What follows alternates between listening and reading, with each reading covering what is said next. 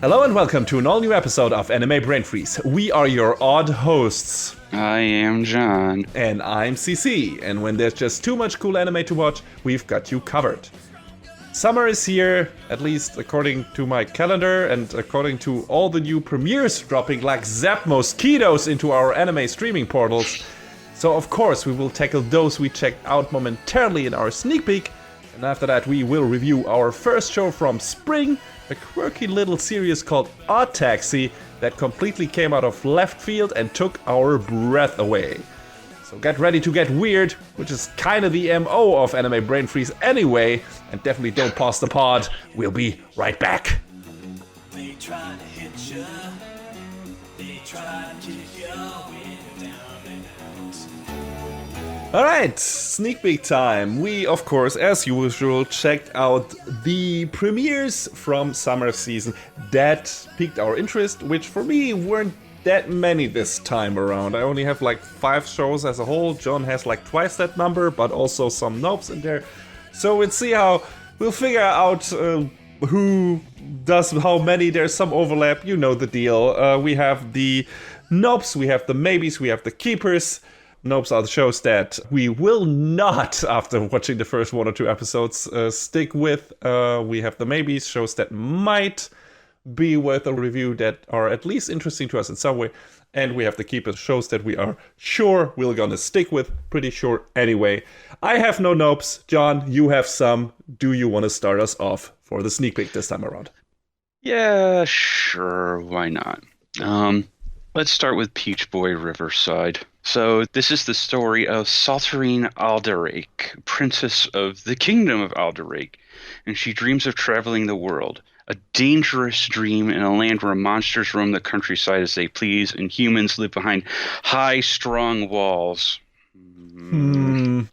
But when a chance meeting with the traveler Mikoto gives hope to her dream, he shatters it soon after as he reveals himself to be none other than Momotaro, ruthless demon slayer.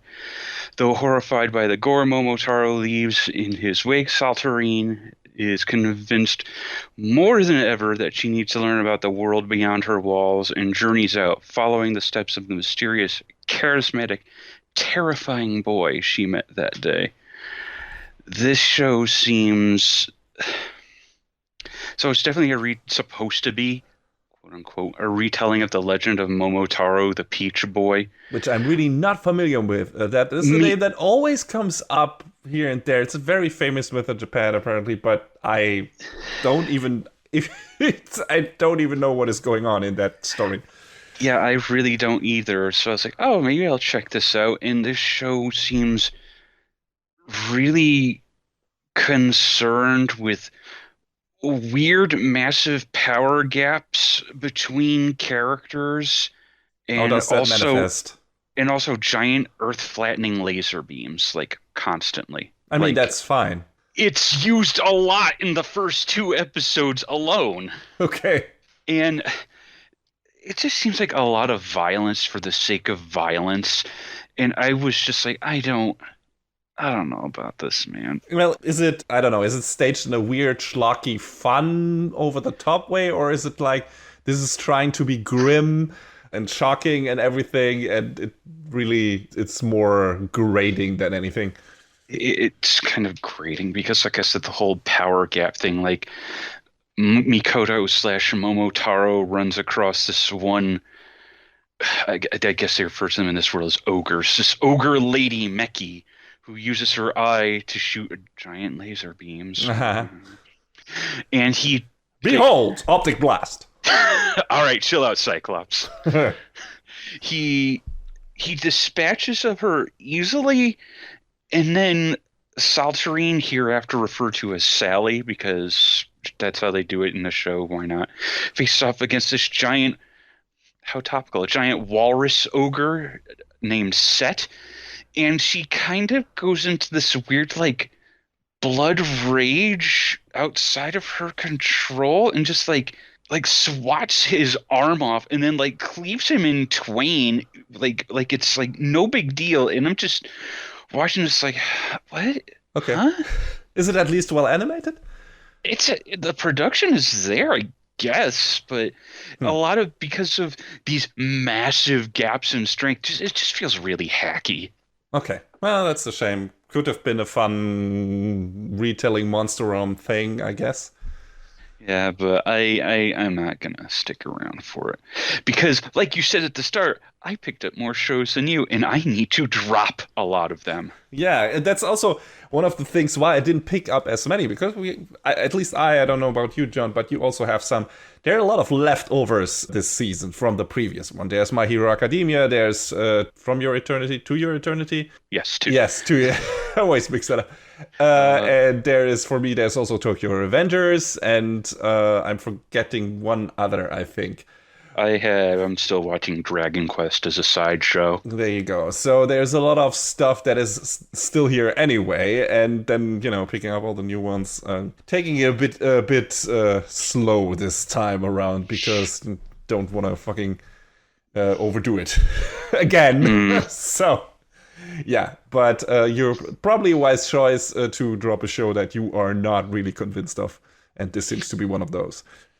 I mean, that one I was just like not convinced of. The problem is there's other shows on my there's other shows that I should be dropping, but there's parts of them that just like I want to see what happens. Mm-hmm. Sometimes that happens, and as long as you're having a fun time, that's good. You don't necessarily need to review those shows anyway. It's just like, or it's gonna be a quick and a dead review, and that's also fine. And we'll see how many end up on your review list by the end of the season or the next one. So what's is the next show? Is the next one still a nope, or are we already jumping into the maybes? I think that's my big hard nope, but I have some that are straddling the line, like girlfriend. Yes, you told me about this. Yes, I did. Which, of course, I didn't check out because this is so completely anti-CC material that's I was like, I'm gonna keep away from that. I had to watch it because I had to know. So, Naoya Mukai has been asking out his childhood friend Saki for years and years. I want to point out her given name Saki, family name Saki. Her name is Saki. Mm-hmm. Why would you do that to your child? I don't know. Sadistic parents. It happens. I've met some of these. I'm even friends with some. Oh, no. Anyway, when the two enter high school, Saki finally says yes, and now they're going steady. Everything is going well between the two until Naoya is confronted by Nagisa Minase. She's cute, well-mannered, a good cook, and she has a crush on Naoya. Now he's faced with a choice. Does he date his childhood sweetheart, this new lovely lady? Of course, Naoya makes the logical decision. He asks Saki if he can date both her and Nagisa, and the expected result occurs. Mm-hmm.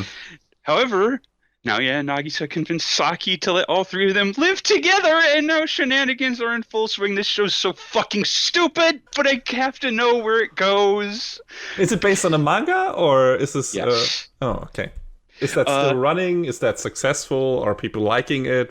What's happening with that? The manga has been running since March last year. It's still going. I don't know how popular it is, but popular enough to get an anime adaptation. Yeah, I was about to say, if it's already getting an adaptation, I guess it's popular enough. Yes. So Saki, the brief rundown of the first couple episodes is Saki decks Naoya when he brings this wild idea forth. And I don't blame her. It's a sensible reaction, I feel. Out of all of the stupid harem shows where the hero gets clocked for no reason, this is probably the best reason. Yes, this is a very understandable... very relatable, or I get maybe relatable is the right word, but a very understandable reason. It's Saki is probably the most relatable character in this show because she wants to be with her boyfriend, right? But Nagisa is so nice and so cute, and maybe maybe she's discovering something about herself in the process because she says Nagisa is really cute and she can't say no to her. Uh-oh. Ah, interesting. So, I don't know how much longer I'll watch this show, but I would love it. eh, If the end result is Saki dumps Nalia to get with Nagisa. That'd oh be my so God. good! That would actually be, yes, okay. That would probably make me watch that show too. It's like you got more than you bargained for, buddy. But yeah, there's a scene in the first episode where Saki's like, "How could you fucking do this?" and turns to Nagisa and says, "Actually, how are you all right with this?" And Nagisa says in so many words, "I'll only be rejected if he doesn't date both of us. So I'm okay with it." And Saki's like, "Are you kidding me?" How about a bit more self-esteem, I guess? I don't like the setup. It's an absolute wish fulfillment harem setup to like the nth degree. But I can see it going some interesting places. So I guess I can see where it piqued your interest. But I don't. And here's the thing. Now he is an idiot. I don't think he actually knows what sex is, because at one point he talks about, I was kind of interested in having a threesome, and the girls are like, "Excuse me." uh-huh. And then when the subject is brought up later on, the three of them are laying down at night, in their futons, ready to go to sleep. But Nagisa wants to lay in the same futon as Naoya, and Saki is like losing her goddamn mind. Also understandable. And she eventually blurts out, "You put it in, didn't you?" And he's like, "What? Huh?" And it's like, You don't get it. You don't understand. Oh my God, you're an idiot. Why are you an idiot? Because usually every protagonist in a harem anime is a complete fuck idiot. Do you actually know what a threesome is? Because I don't think you do. No, probably not. But that's girlfriend in a nutshell. Like I said, usually the protagonists of harem anime are complete tools, oblivious beyond the suspense of disbelief, and that fits the bill. I wonder where that show is going, and I feel like we're talking already way too much about it. I know, but it's such a dumbass show that I don't want to put too much time into. But there's a lot to unpack. Though, I will give Nalia one thing: he is ferociously loyal to both girls, so he's a good guy at least. Interesting. If you really will finish it, tell me if it gets even stupider. It's I can't imagine it, but like I said, we'll see. Yeah. Whew. Yeah. Roller coaster of emotions. Roller coaster of emotions. Speaking of roller coaster of emotions, so I checked out a show that you also recommended to me, Life Lessons with Uramichi-Oniisan. Yes! It's still my babies, but it's kind of very close to the keepers, just like all my babies are this season. So this is a work comedy. Kinda. It's something. Comedy is kind of stretching it. It's funny, but it's also depressing. Tragic in a certain way, very #relatable. So this is about washed up gymnast, I guess. Yeah, he's at least what he studied in college or something. And he ended up on a fucking children's educational live action TV show thing where he's the instructor guy that tells all the kids, "Hey, let's come over and do our exercises, and here are our mascots," and what have you. You know these people. You know this kind of programming. And this job is sucking the life out of him very slowly, but also very consistently. And he gets more and more pent-up aggression and needs to vent it somehow. Which he does by telling all the kids about really troublesome real-life shit, which they don't understand, of course. But the viewers do, and we laugh at it, and also cry. And all his colleagues are kind of the same as him for various reasons. Like, he is 31, he's single, severely depressed, hates his life, and definitely hates his job. And, his face hurts from having to smile all the time. The kids annoy him. His co-workers annoy him, who are all bitter losers, just like him, like I said. But it's kind of him airing his misgivings in front of the kids is hilarious. And again, #relatable. Well, at least if you had that life experience in a way, stuck in a job that makes you regret getting up every morning, which definitely is what happens to Uramichi. And I feel like both you and I have experienced at least once in our life such a job situation, so we feel spoken to. Mm-hmm. You know, if you are one of the lucky few who didn't have to deal with this kind of situation yet, this show might not be for you because its humor is black as night and deeply cynical. For everyone else, this might become too real. We'll see. My favorite exchange in the first episode was, "My daddy is 2 years younger than you. How come you're not married and have no kids?" Give me a break. Everyone's life is different. Just because a single guy guzzles down cheap sake while watching boring late night dramas every night, you shouldn't assume that he's unhappy. So good. The dialogue, it's so biting. Oh. Yeah. It's very biting. It's cutting deep, and yeah, it's really funny. Like, the show is split in these small segments. I reviewed the show a long time ago. Haven't you heard I'm Sakamoto, which also was kind of structured in that way. Though Sakamoto was a lot more surreal. This feels, even though there's a lot of surrealism in it, just by the virtue of two of the characters just running around in their mascot costumes all the time, which is fucking ridiculous, this feels much more real and much more closer to life and disturbing in a way. But yeah, it's like each episode is structured in these very small segments, and it's just basically one joke in each segment, and then we move over to the next day. Don't even have to be necessarily in chronological order. I think they are, but there could have been like days between those, weeks between those. And that kind of fits also the tone of the show. It's like all of your days start to merge into a single molasses. And I think that's what Uramichi feels like. And that's what the show kind of feels like. This could happen at any time, at any day, because it all feel the same. Not all the jokes are the same, but there's a through line here. And yeah, I liked it. I like the humor. I think it's, like you said, it's very biting. It's very cynical. It's if you like that kind of humor, you probably will like the show, at least if you can relate to the characters in some way. And they're not like completely unlikable assholes or anything. Quite the contrary, actually. I think I liked all of the characters for one reason or another, which was surprising to me because I expected them to be so bitter that they're kind of irritating in a way, but they kind of aren't. I just feel bad for them. Yeah. And yeah, it's really funny, and the way they antagonize each other in a way and everything, because, you know, they can't stand the situation they're in. It's all very relatable and understandable, and it's funny and sad. And one of the characters is an absolute airhead, like Ikitaru. He laughs his ass off because some scientist's nickname would be Dick, and because his real name is Richard. And that laugh the voice actor has feels so fucking real.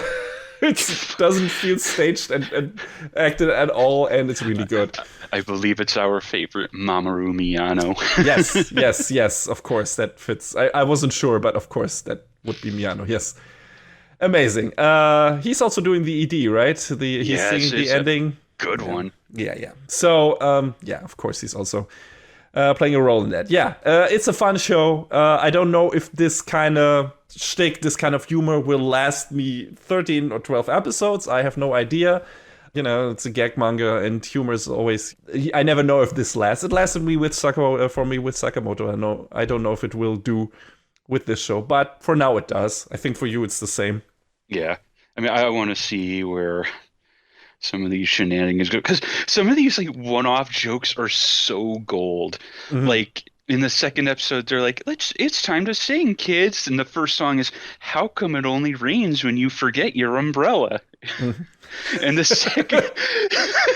second one is those little spiders you see around the house, and I'm like, oh. Yeah. It's like I said, there's like this deeply disturbing underlying tone in that show. It's like, is the person who made this okay? Probably not. I originally thought this was like the same author as Sayonara Zetsubo Sensei, and it's not. Yeah. So.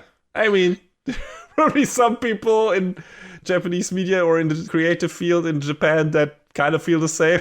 So I'm not surprised by it that it's not him, it's someone else. It's like I said, it's a very relatable show, and depending on if you can relate to that kind of humor and that kind of life situation, this show might work for you or not at all. But I recommend you checking it out if you have a kind of cynical edge to your attitude, at least on certain days. And yeah, then it's an easy watch. And yeah, the first 2 episodes flew by for me. I enjoyed them a lot, question mark, but yeah, I at least enjoyed watching them. Like I said, it was a mix of almost crying and laughing, back and forth, whiplash throughout both of these 2 episodes. So let's see where it goes.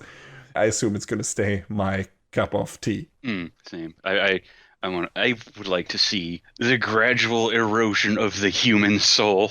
Mm-hmm. Yes. How does exactly. Hiroshi Kamiya keep getting these roles? I have no idea. It's typecasting, I guess. Yeah. Mm-hmm. Makes me also worry about him in real life. I don't know. A little bit. John, what is your next maybe? My next maybe is the detective is already dead. Aha. Okay. Haven't checked that one out. So, Kimihiko Kimizuka has always been a magnet for trouble and intrigue. For as long as he can remember, he's been stumbling across murder scenes or receiving mysterious attaché cases to transport. When he met Siesta, a brilliant detective fighting a secret war against an organization of pseudo-humans, he couldn't resist the call to become her assistant and join her on an epic journey across the world.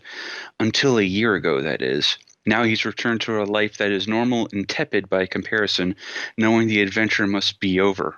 After all, the detective is already dead. He doesn't seem to make up its mind whether it wants to be a mystery or a rom-com, and it doesn't do either particularly well.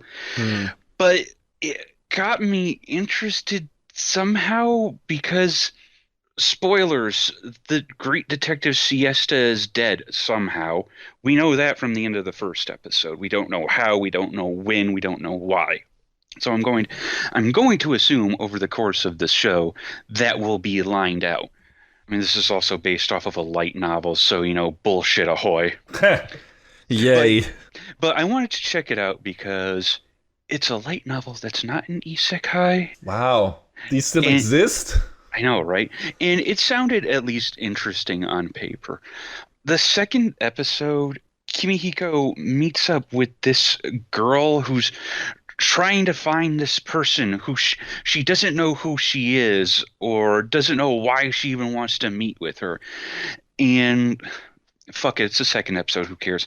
She eventually finds out that because she had a lot of heart troubles in the past, she got a heart transplant. And the heart that she got was Siesta's. Ah, all right.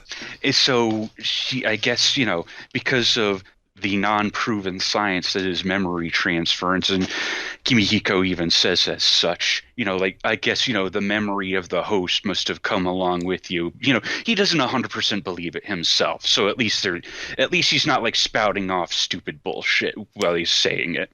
Okay, but they kind of share the body in a way. Yeah, their minds. I don't know. Like I said, their memories. Interesting. So I do have one issue though with the title of this show. So the detective's already dead.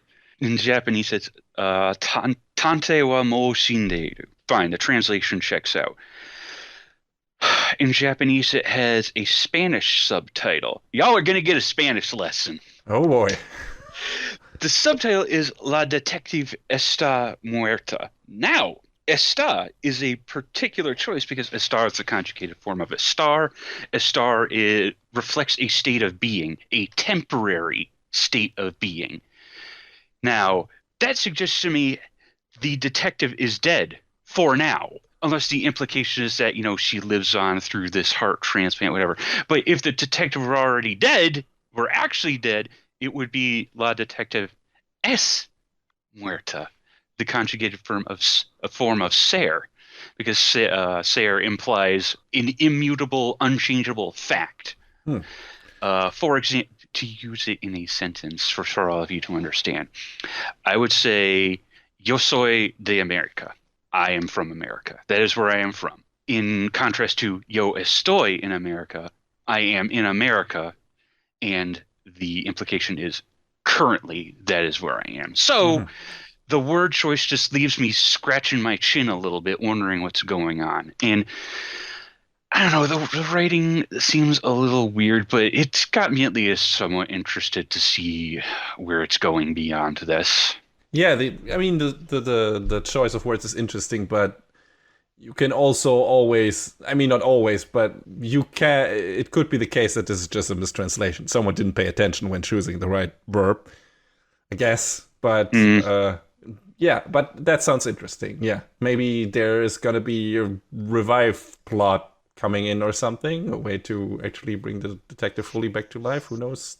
Completely taking over the body. Well, we'll see. I mean, that would kind of be a little weird, but it's anime. It's Yeah. It's already weird considering, it was her heart and blah, blah, blah. So, True. Pseudoscience. So I don't know. But yeah, could be interesting. Maybe. Let's see how long you stick with it. True. So what you got next? I think you need to do another one because, you got twice the shows. And that's true. Okay, yeah. All right. So then I guess I'll talk about Getter Robo Arc. Please do so. Yes. The world is under threat from giant evil space insects that assault what is left of civilization. A team of elite mecha pilots fight a losing battle against the malicious bugs dispatched from a laboratory run by the prolific Hayato Jin, 10 years after his tenure of being one of the co-pilots of the legendary Getter Robo. Takuma Nagare, the son of his former teammate Ryoma, is after Hayato for answers about what happened to his family. And Takuma is now entangled in this conflict against the space bugs, a new Getter Robo, and the truth of his family. It's been a minute since Getter Robo. I feel like we had a few specials and movies in between, maybe. The last one I watched was Shin Getter versus Neo Getter, so it's been a minute. And I'm all for new Getter Robo. The problem is this show is the ugliest piece of animation I've seen in a long time, and it's almost distracting. That's a shame. Which studio is doing it? I believe it's like B Media and Studio ACAT. Oh, okay. Yeah, B Media and ACAT. Here's the thing. The CG on the monsters and Getter Robo itself, that looks fine. It's the characters that are like, Takuma has not been on model once. Wow. His design changes between cuts, and I'm like, what is going on? Yeah, probably not. I mean, I don't know if how much attention, how much audience Getter Robo still draws. So I don't know how much budget was allocated to that project, but I can imagine it being not too big. So. Yeah, but it's mecha anime is a dying breed. That's true. So I want to at least check out what's out there. I mean, the same studio, ACAT, did never mind, that was 12 years ago, Mazinger Z: The Impact. And as I recall, that show looked a lot better than this one. So, I don't know. I want to watch more of it, but it's hard to not be distracted by how fugly this show is. A bummer, but maybe the story and characters make up for it. So, we'll see. Or you will see, or you won't. All right. The next show I checked out is The Book of Vanitas. Yes. Vampire Adventures in Steampunk Paris, I guess, is what you could put as a subtitle there. So the setup is the vampire Vanitas was the only vampire born under the blue moon, while the other vampires born under the red moon shunned him and cast him out of their community. And as revenge, he created a book that would put a curse on every vampire by corrupting their real name, a vampire's source of life and power. And not current time, but I don't even know when it's supposed to be set. Early 20th century, maybe a bit before that. I don't know. 19th century. There we go. I had to look it up myself. Yeah, I wasn't sure, but yeah, it's steampunk Paris. It's a giant castle-like airships. Very pretty. This is overall a very pretty show. It's done by Bones, so that's to be expected. And yeah, we on one of these airships we meet Noe, a vampire who runs into a human calling himself Vanitas, who says the original Vanitas passed his book and name onto him. And this new Vanitas uses the book to cure all vampires of their curse. and revealing their true name to them so they can be their old selves again. This is pretty much kind of a buddy cop detective show thing with, of course, anime action battles and all that shit, vampire superpowers. And yeah, I liked it a lot. I thought the dynamic between Noe and Vanitas is really fun. Like, Vanitas is a theatrical doofus who gets hit on his head a lot. And each have characteristics that the other one has to put up with and is annoyed by in a way. And, you know, their banter is fun and the world looks great and everything. And there's some interesting setups and they have to overcome a lot of odds from the get-go because either no one believes that the Book of Vanitas is even real, or they believe that it's a fake, and all the other vampires believe that it's a cursed thing, and the book needs to be destroyed, and whoever bears it needs to be destroyed too. So these two have a lot to prove when it comes to, hey, we can save all vampire kind here. And yeah, I liked it. I liked the style. I liked the writing, the visuals especially. I think it's a great looking show, and I'm probably gonna keep watching it. This could also be a keeper for, like I said, all my maybes are straddling on the line of keepers. I don't know how fast the plot will move and if there is some interesting developments here and there, but I can see this being not your standard, hey, here is vampires. And there's also already a tease for the ending of the show, which had me raise my eyebrow. It's like, hey, don't tell me that. That would have been a big surprise. Why would you give that away? It's not as general as Deku's at the beginning of My Hero Academia saying, I would become the biggest hero of them all. It's like, thanks. You know, the show is more about this of his struggle getting there, but this also, right at the end of the first episode, Noe says, and at the end of our journey, I would be the one who slayed Vanitas. I'm like, huh? Wait, thanks? That could be some sort of swerve, though, because, which Mega Man X game was it at the end where it was like, X will have to kill Zero, and then shenanigans happen? It was either X5 or X3. It was one of the two. Yeah, one of those. I don't know. Maybe there will be a twist to that where it's like, no, he's gonna slay the real Vanitas because he is still alive, and I have my suspicions of Noe's master, who tells him to assess the true nature of the book being maybe the real Vanitas. Who knows? There's some interesting things that might happen in this, and yeah, I'm looking forward to it. The battles look cool, and the OP is a sexy bop, and it's so good. Yeah, it's really cool. So yeah, a lot of interesting stuff. The only problem I had with the first two episodes, like, there's a lot of lore being dumped on you. Like in the very first episode, it's just like so much stuff is unloaded on you. Hey, here's this shit origin of Vanitas, and here is what you need to know about vampires, and you know, this is how the world works. And then in the second episode, it's like, hey, here's this government agency that works to kill all the curse bearers, and you know, there's this other faction, and here are these executioners. Like, hold on, slow the fuck down, show. That's the only thing that irked me a bit, but aside from that, it's a lot of fun. Yeah, it does seem weird that they're going as fast as they are, because this is supposed to be like a split core show, so there's going to be another season after this one airs. That much is already known. Yeah, really weird. I don't know why they're... it doesn't feel like they're rushing through it necessarily in terms of how much is happening. It just feels like there's just so much fucking lore and world building done in such a short time to get that out of the way, I guess, so the actual plot can happen. It's like there could have been a more elegant way to do all this, I guess, but it wasn't so bad that it deterred me from watching the show. So it was just the one thing I noticed was like, this is a lot.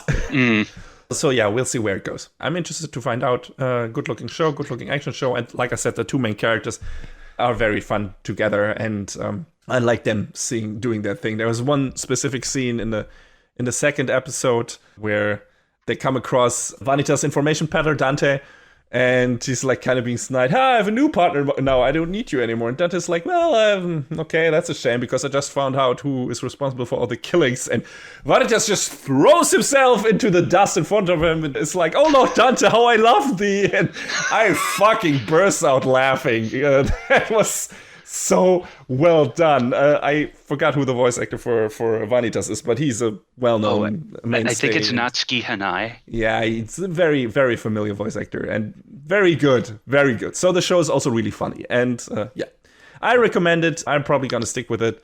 Don't know why I put it in the maybes, actually, but that counts also for the previous show and the next one I'm bringing up. This is a bit arbitrary this time around.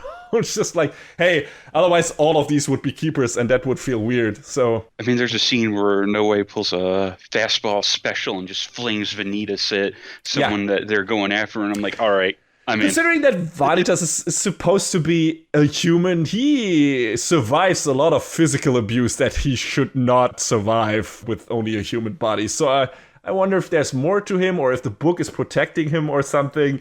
But there's several scenes where, like, he should have died from that. So what is going on here? But yeah, we'll see. Who knows? John, what is your next maybe? My next maybe is the Aquatope on white sand. Fuka Miyazawa is an up-and-coming idol. Or she was. Until she was fired from the show business. She's about to head home from Tokyo when she decides on a lark to travel to Okinawa. She wanders aimlessly until she is guided to the Gama Gama Aquarium by a local tourism spokeswoman. And there she meets the aquarium's director, the young woman Kukuru Misakino. Kukuru is taken off guard when Fuka asks if she can stay and work at the aquarium, but with the facility pressed for help, she can't say no. So this is the new PA Works show, and it is fucking gorgeous. Well, that is to be expected from PA Works, but how does the story fare? The story is... it's a little strange, because, I mean, Fuka, she was an idol, and then there's reasons why she left show business / got fired. And we learn a bit about that in the second episode. And she basically just wants to be anywhere but home, because she has a very doting mother who's like, she's not even in the country at the moment. She keeps calling Fuka, wondering where she is. I mean, if your child says she's going to go, he or she says they're going to go home, and then they don't, and you don't hear from them for several days. Yeah, sure, okay. Yeah. Fuka falls asleep on the beach at one point, and then she is covered in fish bones when she wakes up. Yeah. She goes to the aquarium, and there's this weird phenomenon that happens where, like, the water and the fish start flowing out of the tanks and swimming around her, and it's very surreal and weird. And which Kukuru probably looks great. Oh yeah, no, it looks incredible, but it's strange. Kukuru asks Fuka if she saw it. And she's like, what do you mean it? It being a Kijimuna, or a wood spirit, that had played a trick on her. And I had to look up what this was, because I don't know anything about local Okinawan legends. So again, a Kijimuna is a wood spirit that is typically very diminutive in size and has big red hair, like very big red hair. And you sort of see a character matching this appearance in quick flashes around the scenery, and very conveniently, the characters don't notice that this spirit is there, which leads me to kind of wonder if this is going to be one of those shows for PA Works. Because Glass Slip was weird. It was weird. I didn't super get into it because I thought it was really weird. But, it was a looker, but... Yeah, and we had another PA Works shows that fits that kind of bill. It was that detective show.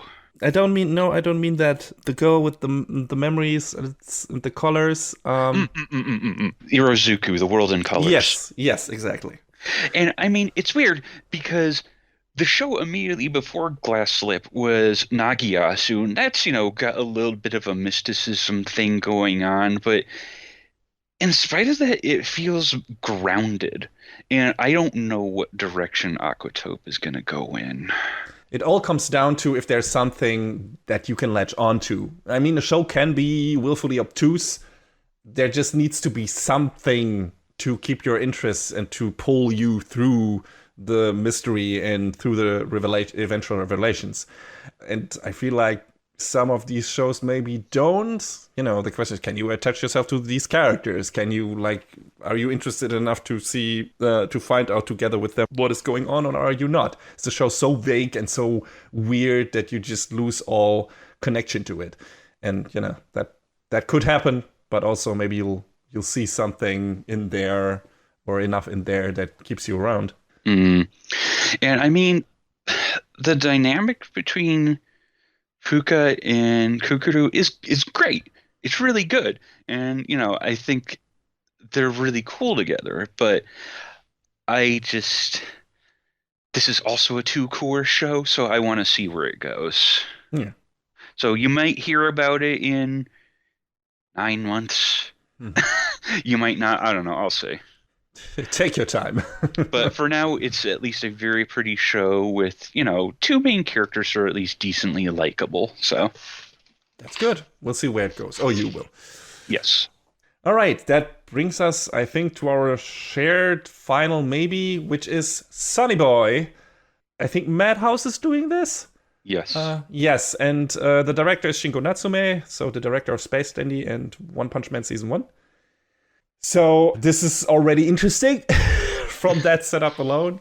Last time he was doing something for Madhouse, or in that regard, pulled a lot of favors in and created something great with One Punch Man Season 1. At least that's the last thing I remember him doing at Madhouse. Might have been something else there in between that I haven't watched, but yeah, that was a good thing. So I definitely wanted to check out Sonny Boy because of that. And speaking of obtuse and weird, so this is ostensibly, like, the show starts us off in media res without giving us any introduction to the setup whatsoever. It's like here is a bunch of students. They're apparently stuck in their school that has apparently been transported to a black void of some kind. Like, they're completely cut off from the outside world. They don't know what is going on, just like you. They have, for some reason, gained some superpowers, at least some of them. And there's this rule set in this world that is enforced. First, we think it's by a certain character, but it really isn't. He just thinks he has that power, but he really doesn't. It's just a certain rule set in this world that needs to be followed. And if you going against the rules, you get these punishments. Someone says "but," and then you get this big X on your face, and you have to do these weird exercises as a punishment, like endless dividing or running 100 laps through the school or something, and you can't help it. You have to do it. And yeah, we have like a couple of interesting characters, like Nozomi, who's a girl who was always, apparently even before this happened, a fuck the rules girl. And she's still living by that attitude and doesn't care about the student council trying to enforce these rules. And she's like, even in this new environment, she's like, no, I do what I fucking want, leave me alone. And same goes for our other main character, I believe, Nagara, who is like this kind of aimless guy who doesn't know what to do with his life after school. He's just kind of chilling and, you know, still figuring things out. So he's kind of like, yeah, I might follow the rules, but also I don't really care. And the first episode ends with those two kind of falling into the void, you know, by Nozomi enacting that, trying to jump for an exit that she kind of saw or felt, or something she saw. And then the whole scenery changes from the black void to a giant ocean and a landmass that looks like a big green island that they're apparently not connected to. So it's really, really weird what's happening, the setup of this. After the first episode, it's not really clear.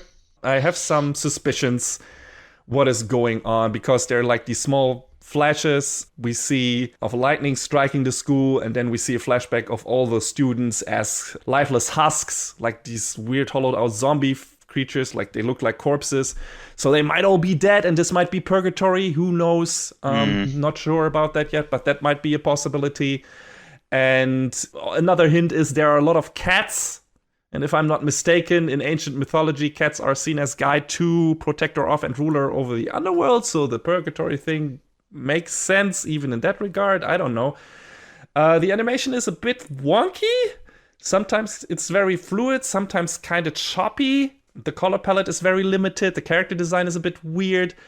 But some of that changes with the final scene, which I thought was very well done in the final scene in the first episode. Throughout the entire episode, we don't get any music. And like I said, very limited color palette. And then when Nozomi does that leap of faith at the end of the episode and everything changes, suddenly what I believe is the main theme and probably the OP of the show sets in when the ocean is revealed and everything. And there are much more colors than there were before. And that was just in terms of design choice and everything and how it was staged was done really well and really cool. And yeah, I'm not sure what the show is about yet. Could be anything. I feel like this is gonna be about following or rebelling against arbitrary rules and the students clashing with each other over it due to their different personalities and psychological baggage and all that. And then trying to come into their own for one reason or another, be it either go to heaven or to go back to the real world. It could be anything, really. This is a big mystery box at this point. Maybe they will already clear up a lot of shit in the second episode. Like I said, I have some suspicions where this story might go. But this is kind of like, just from the character setup alone, and you've got a lot of different archetypes, this feels a bit like a Danganronpa thing, and this might also turn into something like that, like a death game, where more and more people get eliminated, or, the world ends with you and stuff like that. So it could be that. We'll see. So far, nothing is written in stone, but it at least piqued my interest, so I'm gonna stick with it at least for a couple of more episodes. It is certainly a very unusual and interesting show, not only to look at, but also because of the story setup. Yeah, I agree. Like, I think the first thing I said to you was, it's weird, but I don't know whether it's a good or a bad weird. Yes, that's the thing. We know too little about the show and where it wants to go right now to say if it's good or bad. It's interesting right now, and that's the most positive thing you can say about it. Because anything else is still in flux. And we'll see. Like I said, it's interesting, and we'll see where it goes and if we'll stick with it. But it's definitely worth a look. All right, that's it for the maybes bordering on being keepers. John, how about the actual keepers? Do you want to name your first one? Sure. It's raise your hands if you're surprised that John's watching Love Live Superstar. There's no hands up. Nope, my hands are on the table. So I have to check it out every time. That's just the pattern. That's how it is. Sure. It's so weird because idol shows come and go, but like stuff like Love Live, The Idol Master, those are like the big omnipresent ones, and it's really hard. It seems like it's everyone else trying to do the same thing just can't break into it. Yeah, I mean, if those two shows do it so well, it's hard to find something that does something different enough and well enough to take away their crown. And since there's always a new Love Live and probably a new Idolmaster around the corner, why would you even try? I mean, apparently there are some shows that do it well. I think that one from last year, Dropout Idol Fruit Tart, apparently that turned out to be decent enough. Ah, yeah, so I've heard. But there's also been some real losers along the way, like Boy, Idol Incidents was a thing. But yeah, so first off, it's a little weird. Speaking of now, that we're getting a new Love Live when the last one that aired, Neichi Gaku, is confirmed to get a second season, but it's not until next year? It just seems like a weird way to break it up. But I don't know if that's what they're going to do moving forward. Maybe. I don't know. I don't know how big the production line is at Sunrise. But, so long as Bandai, Bushiroad, and Sunrise have that money flowing into their pockets, it's going to keep on coming. So, Love Live Superstar is all about Kanon Shibuya, and she loves music and singing, and she strives to join the elite music class of the recently founded Yuigaoka Girls High School, except she can't perform her musical talents at times when it counts the most. Seems like her dream is all but dead when she bombs the audition. But when she's singing casually on the street, she catches the attention of an exchange student named Cuckoo Tong, a girl who has great interest in the world of school idols. So, with Cuckoo's passion fueling this chance meeting, maybe Kanon's love for music will be reignited. It's high school. It's High School Musical, Japanese high school edition. That's what it is every time, and I get taken in by it every time because they put in the work to do the production. I mean, this has at least the potential to have like this big emotional climax where she overcomes her stage fright and everything. So yeah, and that's what I'm hoping for. Yeah, so also, they're kind of doing something a little bit different this time. All of the past series have been 9 girls. This time it's only 5. wow, okay, mixing up the formula, I guess. Yeah, so maybe, and I didn't dislike Nichigaku, but maybe they just want to try something different and see if it works. Because, I think. The 9 girls, each a set of 3 each from a different grade in their high school was, the tried and true formula that worked out for them. I think in Nijigaku they introduced like a 10th girl in the mobile game, so that's out there somewhere. That's not in anime form yet. But of course. Yeah, I'm gonna watch it. Am I gonna talk about it at the end of the season? Probably not, because all of these shows blend together. But I'll at least mention it in the Quick and the Dead to see if it's I enjoyed it or not. Yeah, and I feel like smaller cast gives way for a bit more character development. Yes, for each character, so that might also be a plus. Yeah, that's also one of my hopes because the previous shows had good character development, but it's still, you're trying to flesh out 9 characters over the course of 24 episodes. It's not a lot of time. That's true. So we'll see if I like it. Mm-hmm. Anyway, what you got? What I have is also not a surprise, at least not after my glowing review of Season 2. It's that time I was reincarnated as a slime Season 3. The only isekai I'm willing to give my time right now. Yeah, it's Slime Time Season 3. It picks up immediately where the second season left off. So after that horrific attack on Rimuru City, he became a demon lord. He brought all his people back to life by slaughtering 10,000 people in the human army. So that happened, and the episode basically starts with like the first thing on the agenda in the first episode after all the hardships of the previous days is a big old party, and it's really nice to see everyone being in good spirits again. Valdora is finally freed from his prison. Rimuru's dragon friend he made a pact with when he arrived in this world, and he finally had enough power after his transformation to Demon Lord to free him, and now and has created a body for him, and now his new BFF or old BFF now is hanging out with him, and it's fun times, and he's very, very boastful, very loud, but also very fun. And yeah, that happens, and Shion, the fan favorite that was killed in the previous season but then brought back, has gained a new skill, Master Chef. So even though her food still looks disgusting because she uses her giant sword to prepare it and thus can cut up meat and vegetables probably, at least now tastes good due to the aforementioned skill. And Rimuru says he will get her some cooking knives, so things can only get better from here, which was like this cute little thing in the first episode. It made me laugh.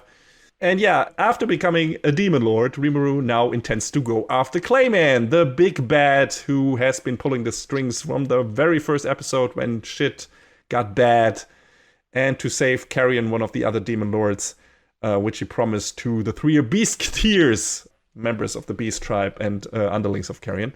So that's gonna happen. And also, of course, he murdered the king of Falmouth, kinda. I think he did, or he imprisoned him, whatever. He intends to put one of his friends, one of his human friends, Yom, on the throne anyway and take over the kingdom of Falmouth. So that's also gonna happen. These 2 things. And we end this first episode on a big conference strategy meeting that basically is gonna set in stone the plans that are gonna come to fruition in this next season, I assume. The kingdom of the dwarves is coming over. Kingdom of the elves is coming over. Who is also the father of one of the newer cast members and everything. So there's a lot of shit happening.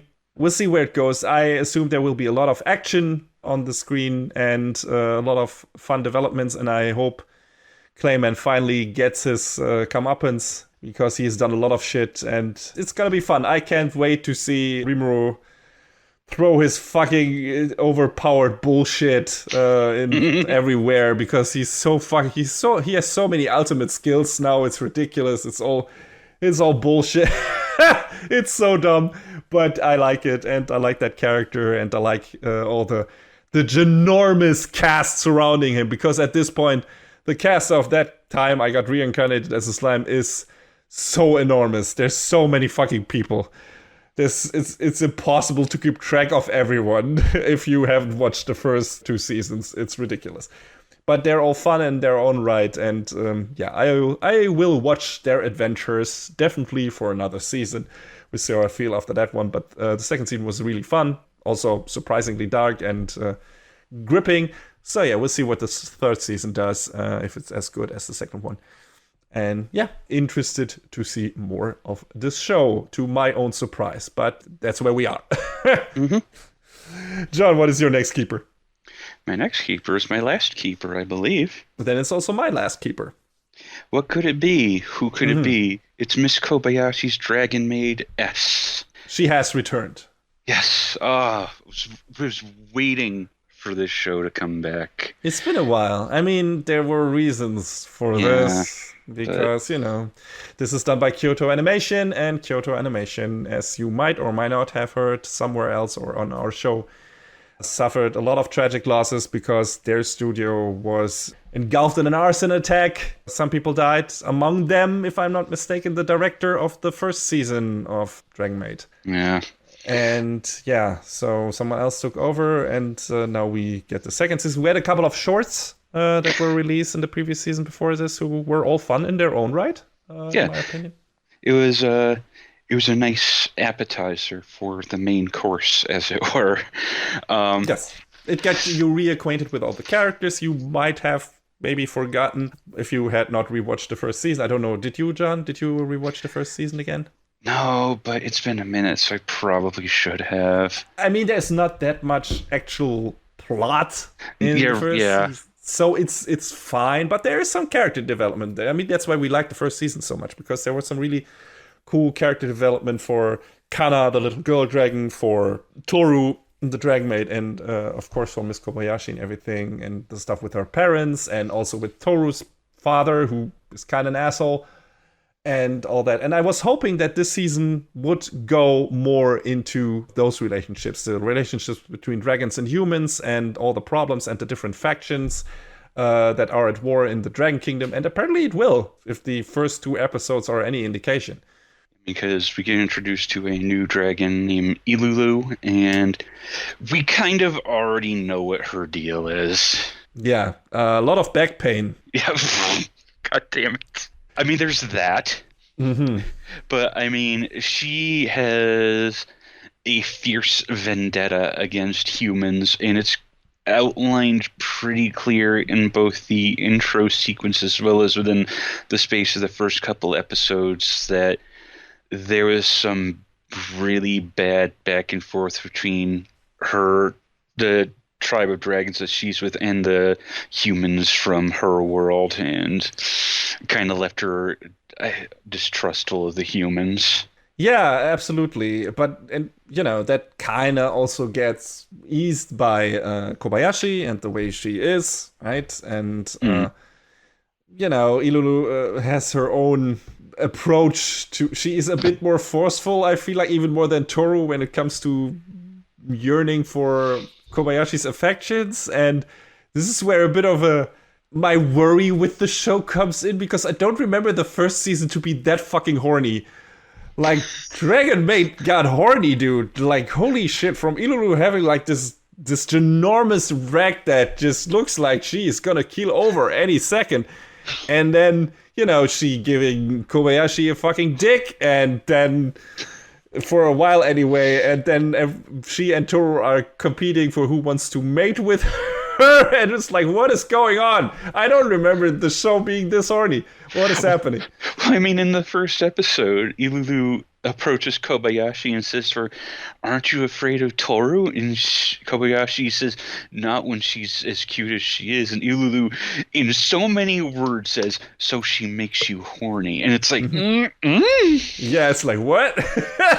I mean, it's funny, but it also, I didn't see that coming. I wonder if was Dragon Maid based on a manga? I don't remember. Okay, yeah, it's based on a manga. Okay. So you can't really put that on a new director or anything, or new writing crew, because those things are probably in the manga. So, I don't know, it's just, maybe I don't remember the first... I mean, Toru also always tries to make has been trying to make Kobayashi eat her dragon tail meat from the get-go, which is kind of a very blunt metaphor for something. And so... So it's not like it wasn't in the show before. I was surprised how fucking overt it is this time around. Like they're really going for it. And I don't know. That could be totally fine. I was just surprised by it. And some scenes are questionable, where it's like Ilulu turning Kobayashi into a man, where it's like she automatically now gets aroused by Toru while she didn't as a woman, apparently. That's not how that works, show. Not at all. That was... That's something different. And she's also afraid to get aroused by Kana, which is a whole different can of worms. So that whole collection of scenes, I wasn't into that. But they end that very quickly. And all her interaction with Toru, especially when she finds out that she is now equipped with a member, is really funny. Because she's going for it, but, when she's out of her maid costume, she just is not as attractive to Kobayashi anymore. She's only interested in her because she's a maid otaku. It's funny. The show is at least consistent in that regard. But she's very peculiar about her fandomship for maids. And yeah, I like all the fun side stories and everything. So yeah, I'm probably gonna stick with that. Even though I was like, this is, wow, okay, I don't remember the show being this forward when it comes to those themes. But maybe that's what the S in Dragon Maid S stands for. Who knows? We'll see. But yeah, it's fun. It's a fun show. It always was a fun show. It's very well animated. There are not many fight scenes in this show. It's not really what it's about. But when they are, they really go for it. And yeah, it's entertaining. And when Toru breaks out her actual Chaos Dragon anger, it's always a sight to behold when she goes against that one dude from the Harmony faction and just looks like she's fucking strangling him or breaking his neck. Yeah. And it's like, whoa, holy shit. You tend to forget that she is a very dangerous dragon. But here we are. And it's fun.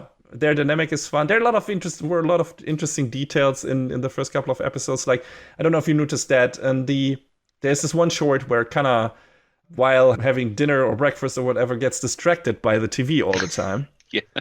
And then in the actual first episode of the second season, she sits on the seat that doesn't have a view directly to the TV. Because before that, Kobayashi and Toru were like, stop looking at the TV and eat your fucking food.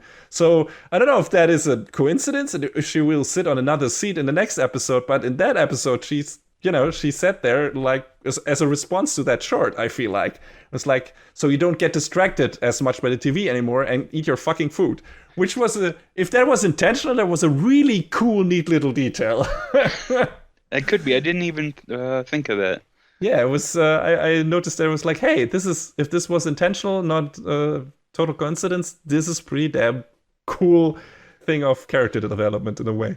So I like that, and I bet if you look more closely at the background and other stuff in the show, you would pick out some of other things. You can pick out some other things as well. So I will do that, and I will keep on watching the show because it's funny, it's clever, it's very raunchy right now, and very well animated, and yeah, has just a lot of fun characters. My favorite is still Fafnir, of course. He is the best.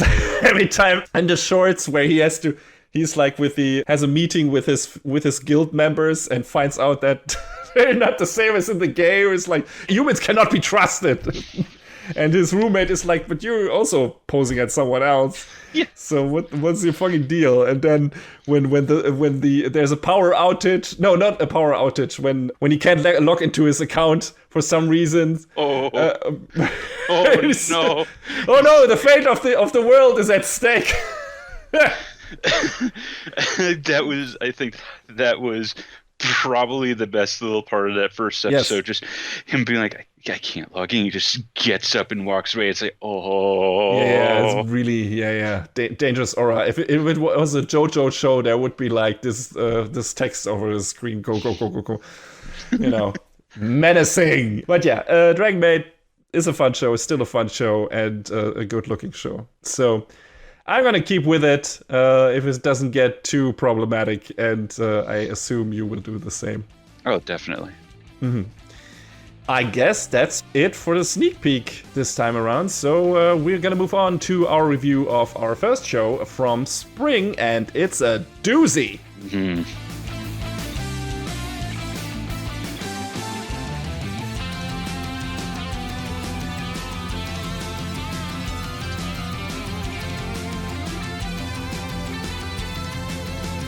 So, we're opening up this season of reviews with with quite the doozy, don't you think? Oh yeah, absolutely. An unexpected doozy, really, if I remember correctly, because in the sneak peek for you it was still a maybe. I hadn't even watched it when we did the sneak peek, and then the stuff you said about it piqued my interest, and also I watched a video by Jeff Thu on it, and that also sounded really cool. So I was like, his preview of the shows, and I was like, oh, okay, this looks more promising than I would have judged from the summary. And apparently, that was the case.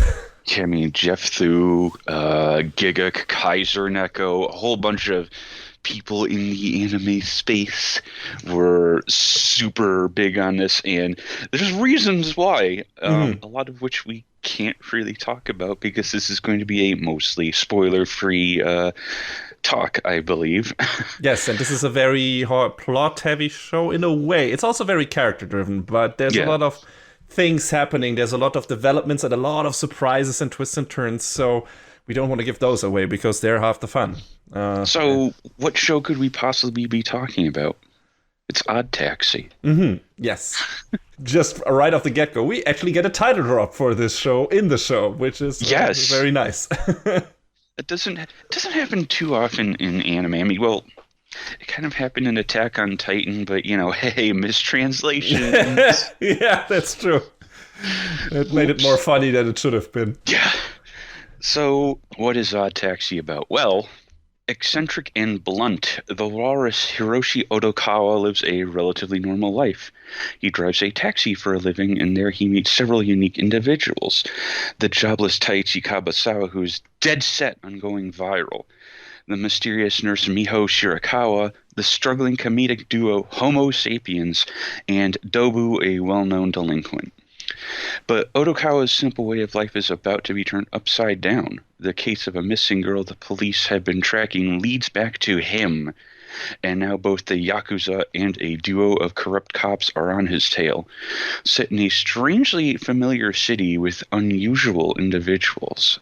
Odd Taxi is a bizarre story about a humble taxi driver and the mystery of a lost high schooler. So, like you said, I wasn't 100% on this show, but boy, oh boy, the deeper you get into this show, the more you have to know. Absolutely. For several reasons. Yes. But yeah, this show is... I think I stated incorrectly that this might have been based off a manga. I think it's I'm pretty sure it's the other way around. I think there was a manga tie-in that ran parallel to this show, so it's technically an original production. That has happened more often in recent times, I feel like. I think we had some shows we reviewed where there was a manga either running concurrently or after the fact. So this was headed up by Studio Pix, who I don't think we've talked about before. No, never heard them. Yeah, they don't have a super big resume, but they did this series called The Journey Home slash space bug, depending on where you live, what it's called, which I hadn't heard of before. Did some CG production on Appleseed 13 and Kingsglaive FF15. Boy, the CG in Kingsglaive is nuts, by the way. Yeah, so it's weird enough because there's really, aside from the cars, I guess, there's no CG in Taxi. Yeah. And the other big player in this production, maybe you heard of them, is OLM, formerly known as Oriental Light and Magic. They worked on, some stuff we've talked about before, like Atom the Beginning, and then some other stuff like, Beyblade, Vanguard, Inazuma 11, Yokai Watch, Pokemon. They've been around the block. Yeah, they worked on some good seasons of Pokemon, just animation quality-wise, I think. And also they worked on one of my favorite not-so-mecha anime, Shinkon Gattai Godana, if I remember correctly. Oh, yeah. That was a very fun show, and I think they worked on that too. I feel like I've seen Godana in like a Super Robot Wars lineup at least once, so... Other than that, I don't have much familiarity behind it. It holds up. I rewatched it recently. It's very raunchy. It's a very, very bosom and butt heavy show, but it's very entertaining and feels very old school and over the top. In a way a Gurren Lagann does and stuff. So if you dig that kind of shit, maybe if you can unearth it somewhere in the depths of some, I don't know if there is a Blu-ray release of it. I'm not sure. There definitely was a DVD release, and if you don't apparently have it's available to watch on High Dive. So there you go. Check if so. Subscribe to High Dive and check it out there. It's a lot of fun. The crew on this show seems to be very. They don't have a lot to their names, but Newbies. you don't need a long ass resume to make a good ass show, though. Oh yeah. Because the director Baku Kinoshita and the scriptwriter Kazuya Konomoto, who the latter which is also penning the manga version, don't have really any of their big works to their names. So they hit it hard. They hit it real hard. Mm-hmm. Quite the debut project, I gotta say. Making a splash, as it were. Mm-hmm. And yeah, just from the looks. Odd Taxi is a very unique show in my opinion because it's, first of all, if you couldn't tell from John's summary, this is a show that is populated entirely with animals. Our main character is a walrus, and all of the other people are different animals. He has a best friend who's a monkey. He has his doctor is a gorilla. The nurse is what is she? An alpaca. I believe she's an alpaca. Yeah, I think so. Yes. So, yeah, there are a bunch of different animals here, and so this is a very the show has a very distinct look. It's not really realistic. Beastars with its animal portrayals tries to go for a more realistic approach when it comes to its anthropomorphic animal creatures. Odd Taxi not so much. It looks very, I wouldn't call it Disney-ish, but it's definitely more cartoony. It's a very unique style, and I liked it a lot. What did you think about it, John? I think a good way to describe it is that the visuals are a bit more simple, but Yes. that's not a bad thing. No, not at all. Not by any means. So I think keeping it simple like this allowed them to do a lot more with it in the animation department, because it's not a super Sakuga fest, but this show really, they went out of their way to make to be able to do some good stuff with it. Mm-hmm. Yeah, absolutely. And just in general, the show has the visuals of the show, not only the visuals, but also they're part of that convey like this very dense atmosphere with how the characters that populate the city act and how they are portrayed, how their daily lives are portrayed, and those are a very important factor into this, especially our main character's Odokawa's daily life as a taxi driver, and how he drives around in the city. And there are some stretches in the beginning of the show where it's just him in his car driving through the streets of whatever the city is called, and listening to his favorite comedy duo, Homo Sapiens, on the radio, and driving some passengers somewhere. And it's just that background noise, and you see the car driving down the street, and it's the city lights coming through the window. It's this really nice, cool, relaxed atmosphere, and it helps you be relaxed, feel safe, which is funny because it feels like the show is trying to pull down your defenses for what comes next in the coming episode, where it's like, you wait. You think this is like this cute little relaxed slice of life, maybe Yashike show in a way or something. Nope, that's not what is happening at all. Mm-mm. So yeah, I love that. I thought the atmosphere the show establishes and how it makes use of the visuals in that regard was really great. There's also like this fuzzy texture to all of its environments. Like all of it looks a bit like it is made of fabric in a way in certain parts. Like the whole inside of Odokawa's car has like this, I don't know, these fuzzy edges to it, which was really interesting. So, because you also have animals with fur and everything, and also like I said, the interiors are, and I don't know if the exteriors, like if the environment also has some of that fabric-y feeling to it, but yeah, definitely I noticed that inside of the car, and it was a neat visual style that I hadn't seen before yet, and I liked it a lot. I thought it was cool. I guess I didn't really pick up on that detail too much. Yeah, to rewatch it and check for those scenes, or at least notice it inside of the cars, but maybe it was somewhere else too, in some rooms, or I don't know. And speaking of good visuals, there is the OP, of course, which is fantastic. It is a vibe, man. It is an absolute vibe. It has a fantastic intro song. Like the moment I watched that intro, I was in. I was like, oh, this is something special. We got something here, folks. And I was right. And the reason for that is that the OP incorporates a lot of what is happening in the show into its visual metaphors and messaging and so on. And you don't know it at that point. We talked about that in our previous review, in our review of Beastar's second season. Other anime too, that do some stuff with their OP. I think you talked about it with Talentless Nana. That incorporated some stuff from the plot and some stuff for the character development, and so, or what these characters are, what they're all about, into the OP. And you, without context, you don't really make anything of it. You're like, okay, this looks weird. And once you get to that point in the story, you're like, all right, okay, all right. Suddenly, it makes sense. Yes, it all makes sense. And by the end of the show, that is the beautiful thing, I guess. Is the most beautiful thing. Everything makes fucking sense. Everything. I think I've never. I mean, we're jumping ahead a bit, but I think I've never seen a show wrapping pretty much up all of its ties so neatly and so interestingly and so perfectly in a single scene even. That was quite something. So yeah, I can't complain in that regard, but we have some way to go there. So John, why don't you tell us about the characters of this show, of this amazing little show? Yes. So where do we start? Why don't we start with the main character himself, Odokawa? So Odokawa is a 40-something taxi driver, and he's a walrus. He just kind of wants to keep to himself. Like a lot of the others call him, I forget exactly how to describe him, just like very introverted, very this, very that. But, he just wants to get in his taxi, drive people around, make his money for the day.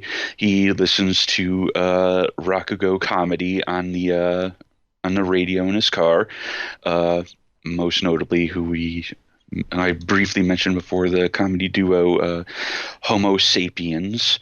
And he just kind of wants to keep to himself. But, there's things going on there that diving into those is... Whew.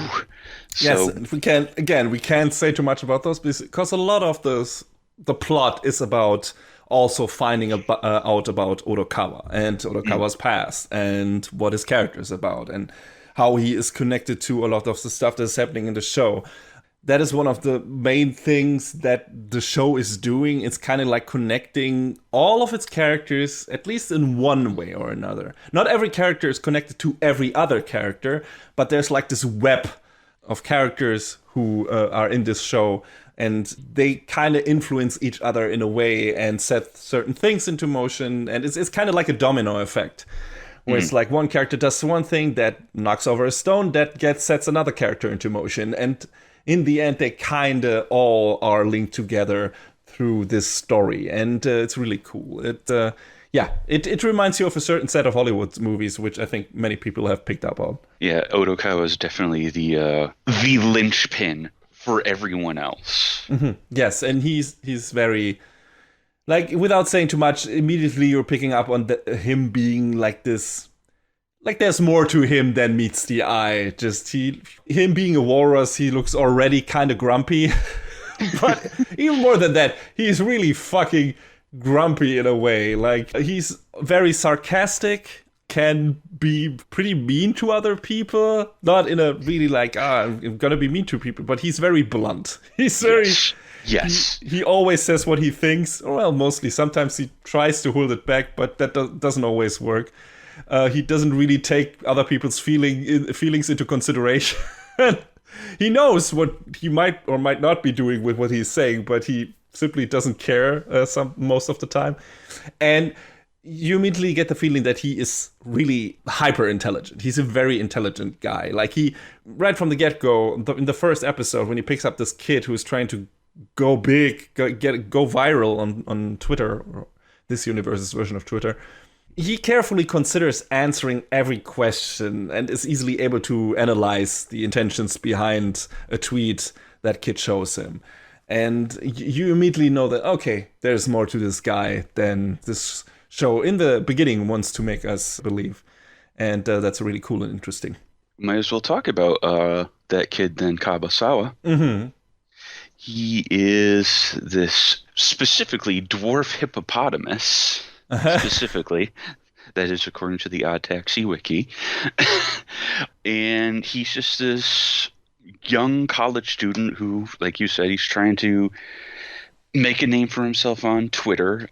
He's going after this criminal that everybody seems to know, but nobody can really pin down, this guy named Dobu. And when Kabasawa is riding in Odokawa's taxi and he takes a selfie of them two, he catches a glimpse of Dobu, and that basically sets him in motion to try and track him down. There's sort of this weird alternate reality layer to this show, by the way, because as things were happening in show and being tweeted about and written about, there were actual Twitter accounts contributing to this to make it seem all the more real. Like, you could follow Kabasawa on Twitter and see what he was doing in the videos he was posting and everything, which was actually really wild. I wasn't aware of that, so it's a bit of a cross-media thing, I guess. Mm-hmm. Like an augmented reality or alternate reality game, I guess. Yeah. Cool idea. Yeah. Kabasawa is very, very cocky, very brash, but again, reasons. It's hard to talk about the minutia of a lot of the characters without being like, hey, asterisk. Yeah. I mean, we can talk about the setups and everything, but ultimately each character, almost not all of them, but almost all of the characters have a journey in this one. Some more journeys are more important to the main plot and to our main character than others. Some are only bit players that figure into the story itself, but themselves don't really have much important things to discover or something. But most of them go through a journey, learn something about themselves, learn something about other characters. So we can't really go into that development without taking a lot of what makes the show so great out of it beforehand. So since we don't want to do that, we can basically only tell you like the setup. I hope that those snippets sound convincing enough to make you consider watching the show, though, because it's really worth it. But those are the limitations of a spoiler-free review when it comes to such a plot-heavy show. Also, there's Godiki, who is a friend of Odokawa's, but also his doctor. he's kind of worried about Odokawa, the fact that, he lives by himself. He doesn't seem like he is always looking out for himself. So Goriki is kind of there to be like, hey, man, listen, if you need some help, you just need to say something. And Odokawa is a very proud character, so he's just sort of like, Yeah, he doesn't want to be bothered by anyone. He also doesn't want to bother anyone. I mean, he's friends with Goriki. They're drinking together. Like, they go to the same bar with his other friend Kakihana too. And it feels like Goriki is one of the few people Odokawa actually wants to be around once in a while. But yeah, Goriki is also like, yeah, you're my friend, but also I'm your doctor, and I see that you have problems falling asleep. You can only do it when you listen to, boring Rakugo stuff. And he tells him, like, my mind won't stop racing if I don't listen to this. So that's why I need to listen to it to fall asleep. He might be hearing voices and stuff like that. And all of that, of course, worries Goriki. And it's also him and his friendship to Odokawa that drives part of the plot, especially when it comes to Odokawa's background story and uncovering that. And I think their dialogue, their banter is really cool. Like we said before, Odokawa is very blunt and very sarcastic, and they're not all other characters really, I don't know, get to engage with that. They're not necessarily put off by it, but also they don't really have the, I don't know, the banter chops to like shoot back at him equally, like in equal force. And I feel like Goriki is one of those people who can in certain parts, at least when he wants to, and also the nurse employed by him, Shirakawa, who is really good at that. Like she doesn't give an inch to Odokawa's bullshit. I enjoyed their banter like the most in this show. It's fantastic. Like, while other people are like, when Odokawa says something really insensitive, they're like, she's like completely doesn't give a shit, or just fucking snaps back at him with an equally witty line. And like their exchanges are super fun to listen to. In general, the dialogue in this show is fucking great. It's super witty, it's clever, there's a lot of stuff running beneath it and between the lines and everything. And if you pay attention, you very quickly learn what certain characters are about, and you pick up on their mannerisms and stuff like that. And the show does a lot with language and how that is conveyed, what is conveyed in certain ways, like not just text, but also body language and, facial gestures and everything, which are, of course, more expressive if you're talking about animals in a way.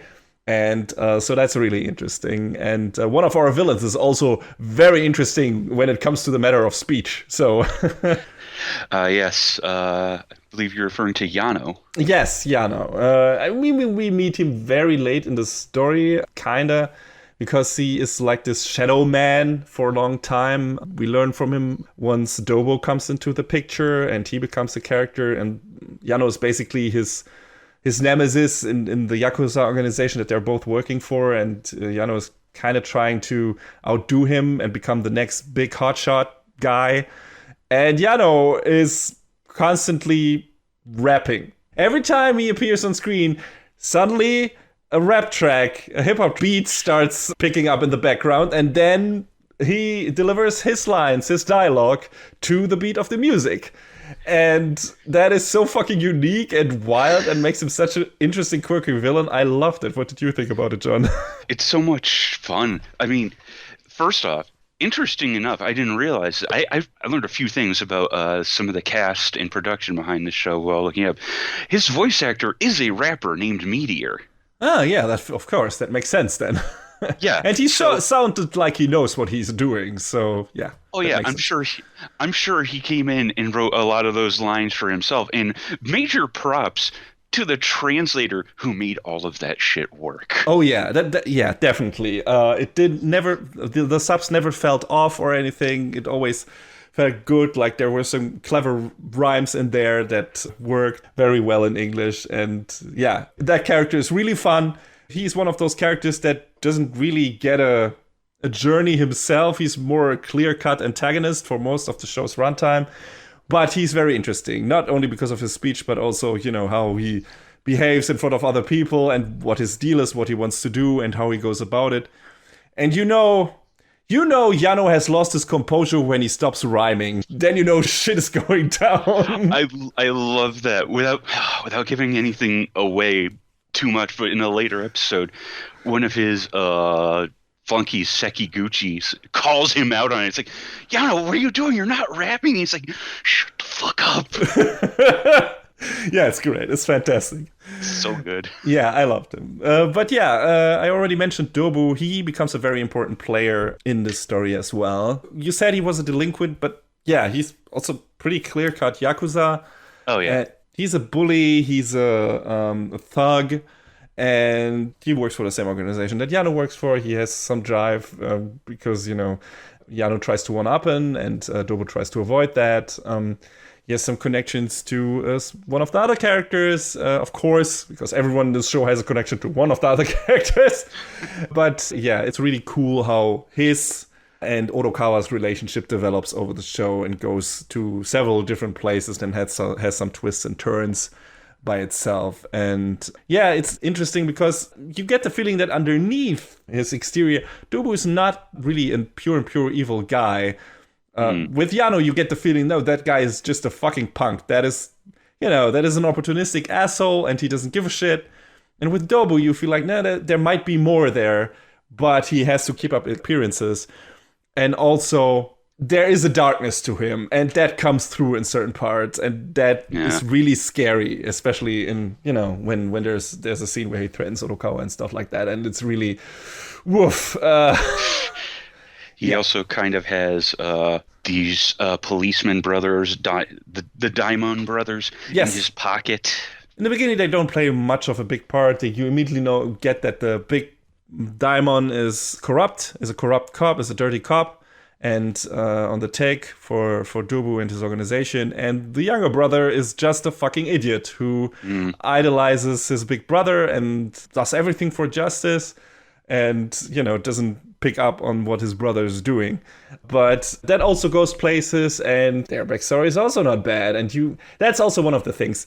You understand where each character in the story is coming from, at least by the end of this show. You know what every single character is about, why they're doing what they're doing, how they got here, and you not necessarily sympathize with all of them. Like I said, Yano is an asshole. And, there are some other characters that are like, yeah, Jesus, fuck that. Someone needs to punch that fucker in the face. But a lot of the characters are really just relatable and down to earth, and you definitely feel what they're all about. And this is weird because, like I said, a show that looks so cartoonish in a way and very unique and, is populated by animals and everything. But a lot of these animal characters feel even more human than certain humans in other story. It's so cool to, the way they talk, the way they interact and everything. And it all feels so down to earth and real and interesting. So, yeah, I thought, again, the writing in this show is, in my opinion, spectacular. It's by far like the strongest point of the show. That's not to say the animation or anything else is bad, but the writing is a cut above. Katsuya Kunomoto, the writer, first thing he did, at least in the anime land. I don't know if he wrote a movie before or something else or a book, but again, this is a debut thing, and talk about knocking it out of the fucking park for you. For your fucking first entry. What the hell? Like, I cannot wait for what he's doing next. Like, this is crazy. I was so surprised by how good the writing in this show is and how great the dialogue is and everything. So yeah, I cannot wait to see the next project from that writer. But yeah, going back to the characters, who else do we have? I mean, we mentioned Shirakara before. She also has a very, very interesting part to play in this story. She has a connection to another character. She has also some interest in Odokawa and vice versa in a way. And yeah, a lot of the plot is also driven by their interactions and everything. And she has a very important part to play, and it's really cool. Then we have Odokawa's, I guess, best friend. I don't know if he or Goriki are Odokawa's best friends. But yeah, Kakihana the monkey dude who is also a janitor, I guess, or cleaning service or whatever.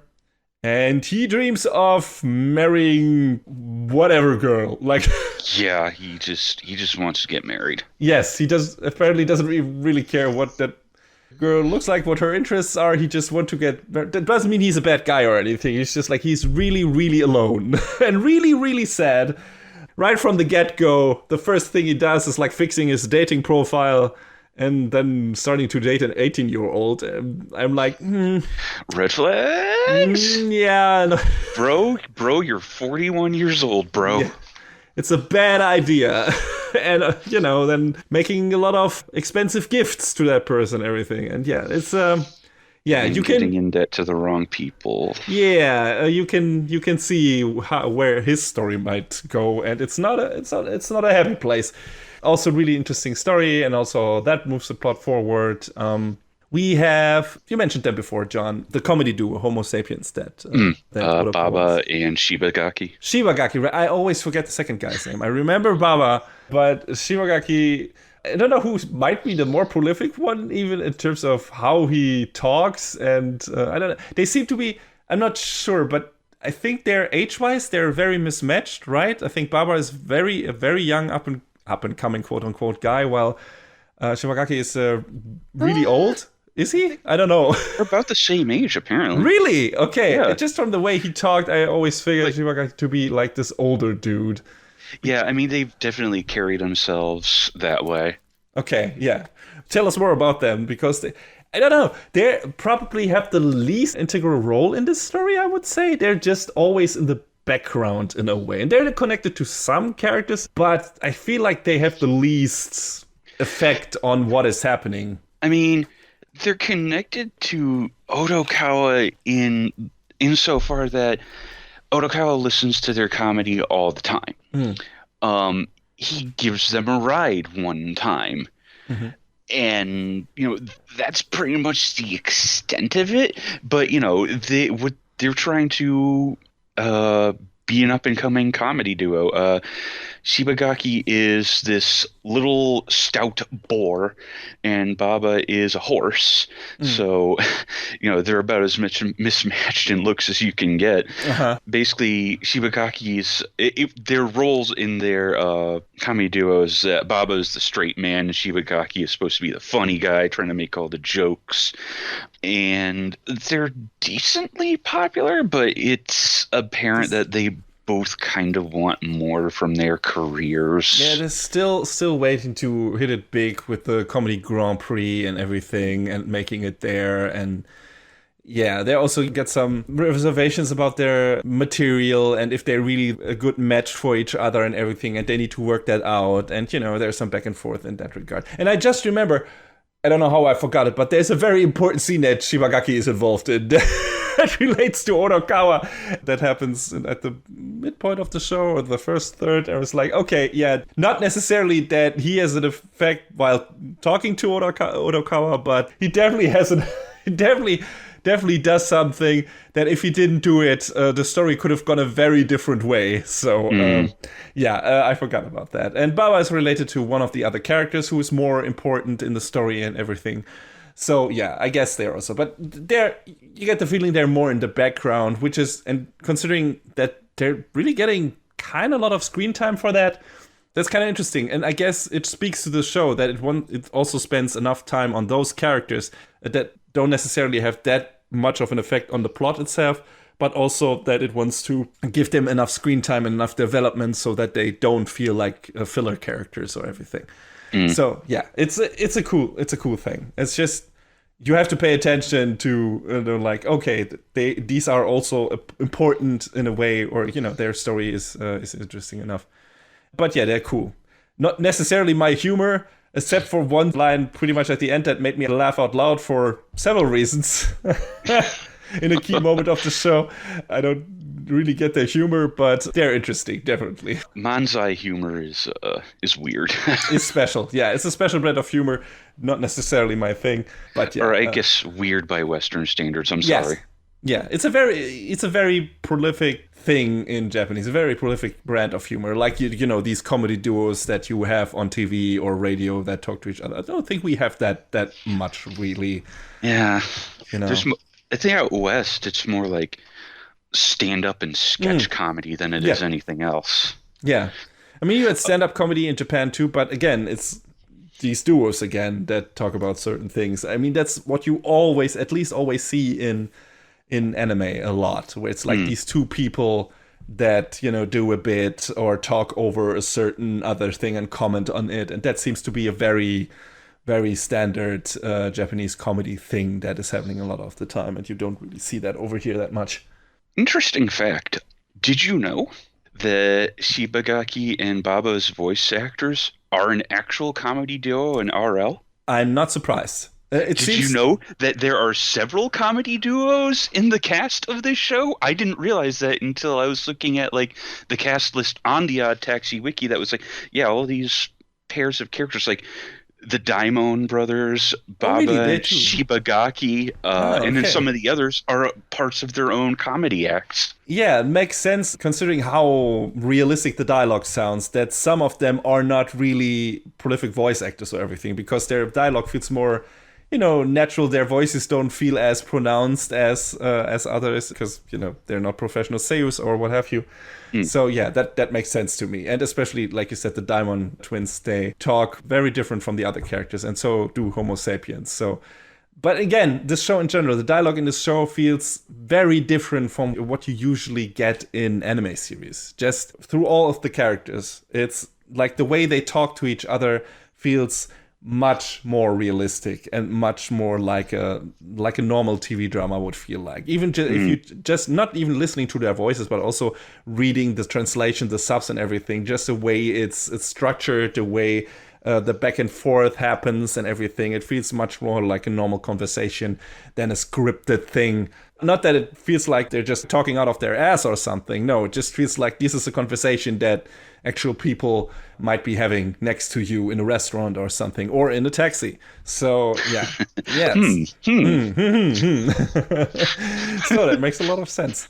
I would say we have one more very important set of characters, and those are Mystery Kiss, who are this up and coming idol group that try to make it big, and a fan of theirs is also an important one. And I mean, we've left out some minor side characters who are also important. One specifically we left out so far because you can't really go into his story without giving away a lot of surprises that are happening, and you know, some real dark development shit. But also, his story is really cool, and I hope it will deter you from ever playing a gacha game. And shut up! I just got to do my dailies in Princess Connect. I loved his story. I loved his story. It was really, really cool. It was a really cool in its self-contained episode, but also it felt so down to earth and sad and raging in a way, but you completely understand where his character came from and how he was pushed over the edge and everything, and it's really disturbing. That episode is it's the weirdest one at first, because you're watching it and you're like, what does this have to do with anything? And then they bring it all back around and it's like, yes, so good. In general, that's what the show also does. It sets up a lot of characters doing some things, and you want to like, why am I watching this? What is happening with these characters? How is that important? And the show brings it all around at least by the end, but also earlier than that, where it's like, no, the character who did that related to this. So it was important that this happened. You just didn't know it at that point. And it sounds like it would feel super constructed and everything, but no, it feels like a natural thing that just happened by coincidence. And it's great. And I never was angry at the show for like, no, you pulled that out of your ass, and this is some, I don't know, this is some bullshit. That never happens. No, I never felt like that in the show. It all felt like everything is there for a specific purpose. Yes, and it all works so incredibly well. And yeah, Mystery Kiss is also important to the main plot for several reasons. It had 3 members and the manager, and they all play very integral parts and are connected to Odokawa and other characters. And especially those are really connected to the main plot and what happens in it. And again, we can't really tell what is happening in the main plot. I mean, there's the setup, like right from the get-go. The first thing we see is an unknown body being drowned in a sea or a lake, weighed down with a bunch of bricks, which is a good start to let you know, okay, this show might be darker than you expect. But yeah, then it's all about, okay, there's this high school girl gone missing, and you know, okay, this is gonna be important at some point, but you don't know how, and how does Odokawa factor into this? And there's several things that make you suspect certain characters that they have something to do with that girl. But the show is constantly throwing some new and interesting stuff and characters at you, and like, okay, how might they be related to this main setup thing? And yeah, you're constantly playing detective in this while watching this show. Not that it keeps you from getting engaged with it, but it's like a lot of things like worm their way into the back of your head, where it's like, okay, wait, and you watch a scene, it's like, okay, is that related to that? Because after a while, you really pick up on what the show is doing, and that, like, okay, it's putting this character here to interact with that character, and that is that. So chess pieces everywhere, and how are these related to what is going on overall? So it's really interesting. It keeps you on your toes and lets you guess and play detective along the way, together with Odokawa and some of the other characters. And yeah, it's really cool. I thought it was a thrilling story. John, did you see the ending coming? Did you see when it all is being revealed in the final episode? Did you see all of it? Because there are several reveals. It's not only one reveal. Like, there are like 3 reveals stacked on each other. And that sounds like overkill, but it all comes natural and it all feels earned and it is done so well. And John, did you see any of those coming? Absolutely not. You called one thing in particular, and when I told you need to watch the final episode, you were like, oh. Yeah, rightfully so. I'm glad I was right for once. That rarely happens. So yeah, that was nice. And again, also that part is done really well. But just in general, like, that final episode is one of the best final episodes I've ever seen in anything. Like in anime, in live action TV series, just the way all these story threads are coming together, and all the character development for a lot of the characters is resolved in this one episode in a certain way. Not all of it like satisfyingly, I would say, because some characters are left at an ambiguous, open-ended part in their lives. Some very important ones. And let's not beat around the bush. The show ends.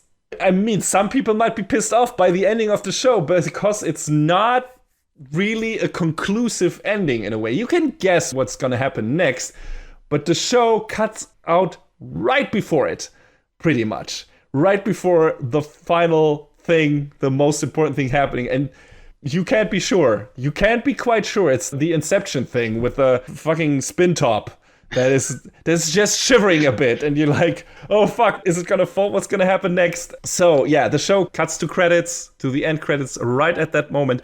I mean, speaking of the cross-media thing that you mentioned before, we also have audio dramas who also apparently elaborate on some of the stuff that happens in each episode a bit more.